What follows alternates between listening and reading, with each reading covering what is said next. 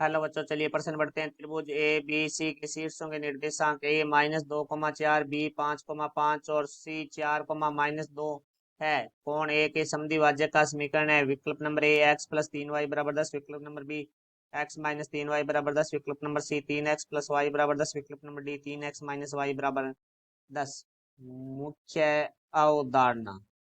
तो देखो भाई, यदि हमारे पास कोई त्रिभुज है ए बी सी, तो सबसे पहले हम त्रिभुज बनाते हैं। त्रिभुज के शीर्ष है हमारे पास ए बी सी। कोण ए का समद्विभाजक है वो बी सी को डी पर काटता है। तो देखो ये जो रेखा है इनका अनुपात है, काटी है, तो बी डी बटे डी सी है वो हमारी त्रिभुज की दो अन्य भुजाओं के अनुपात के बराबर होता है। तो ए बी बटे ए सी।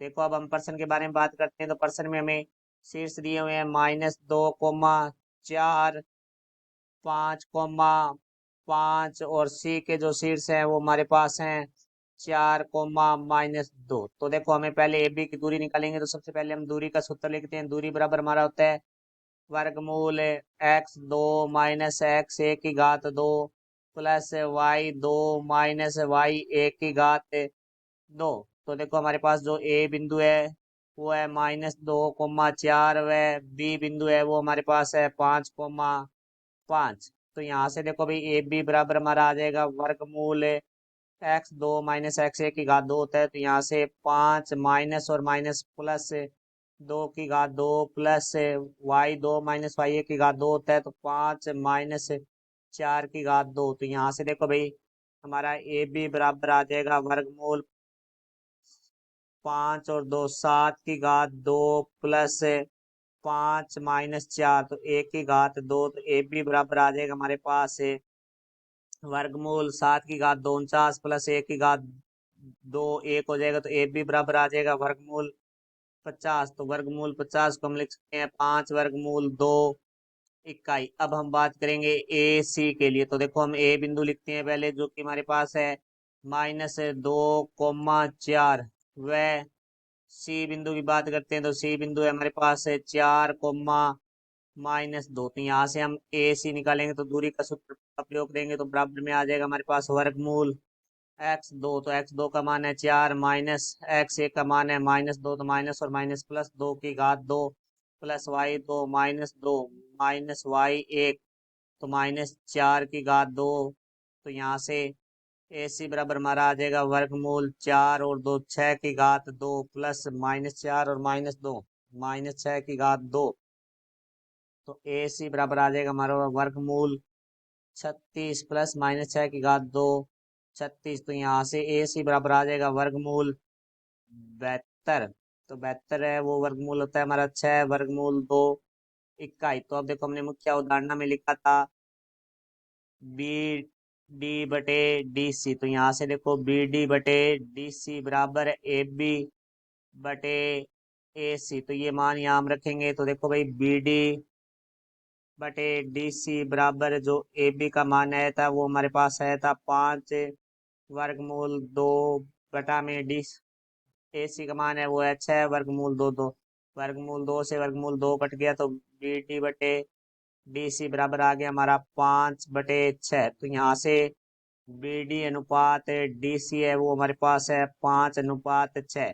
तो यहाँ त्रिभुज का जो इसमें जो बी सी पर बिंदु डी है वो बी सी को 5:6 में बांटता है। तो हम इस विभाजन सूत्र का प्रयोग करेंगे। तो देखो हमारा बी बिंदु है वो हमारे पास है 5,5 व सी बिंदु है वो हमारे पास है 4, -2 और अनुपात है हमारा जो M1 अनुपात M2 है वो हमारे पास है 5:6। तो देखो यहाँ से अंत विभाजन सूत्र का प्रयोग करेंगे क्योंकि हमें डी बिंदु के निर्देशांक निकालने हैं। तो अंत विभाजन सूत्र का देख x बराबर हमारा होता है M1 x2 plus M2 x1 बटा में M1 प्लस M2 और y बराबर हमारा होता है M1 y2 plus M2 y1 बटा में M1 प्लस M2। पहले हम x का मान निकालते हैं यहाँ से।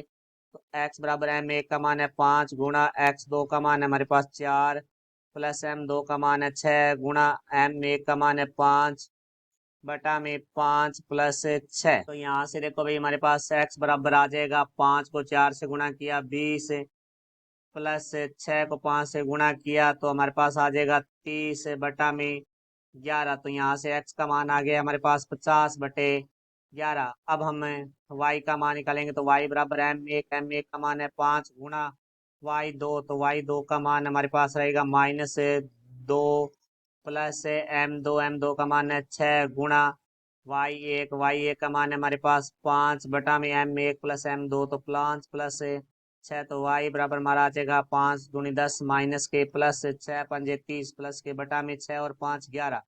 तो y बराबर आ जाएगा 20/11।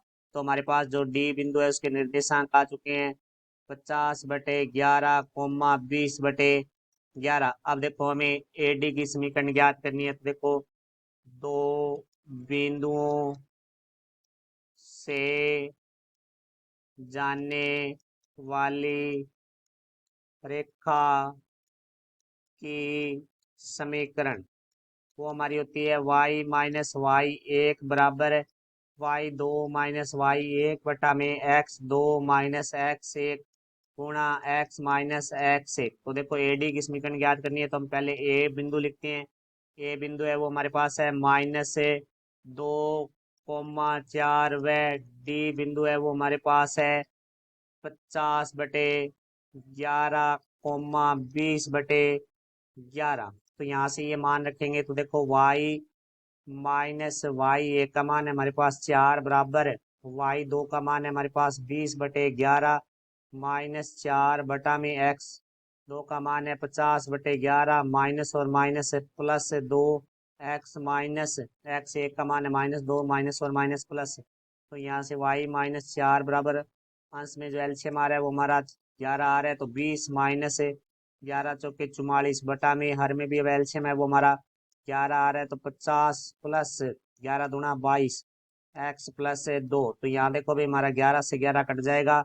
तो यहाँ से हमारे पास आ जाएगा y -4 बराबर 20 माइनस 44। तो हमारा आ जाएगा -24 बटा में 50 प्लस 22 72 x प्लस 2। तो देखो यहाँ 24 से कटेगा 24 48 24 के 72। तो 3 भाग में इधर आके हमारा गुणा में हो जाएगा। तो यहाँ से हमारे पास आ जाएगा 3 गुणा y -4 बराबर है -1 x प्लस 2। तो 3 का अंदर गुणा करेंगे 3y माइनस 3 चौके 12 बराबर है -x प्लस माइनस -2।